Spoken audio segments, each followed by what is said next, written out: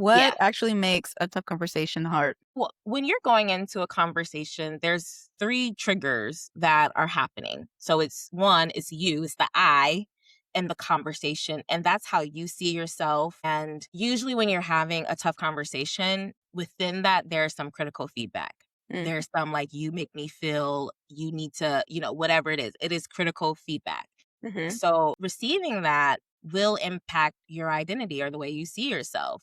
Someone's like, I need you to say more kind things to me. You're like, I feel like I always say kind things to you. And then that might really hurt your identity as like a kind person. mhm, So that's like thing that you need to be aware of and be able to set aside in the conversation. The next part is the we. So that's mm, you and the person you're in conversation with. There is a little trigger within that relationship that receiving feedback from them or having this conversation with them is going to trigger you in some way. So that's another mhm, thing that you need to be aware of. The other part is the it. So it is the actual feedback that was being said. So again, if someone is saying, I feel like you need to say more kind things to me, they just kind of like kind, they just go off and it's like, you're missing the point.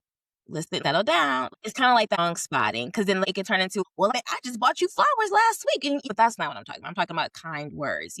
mhm, The it can kind of trigger a whole different thing where you begin to miss the point or kind of focus in on the wrong point.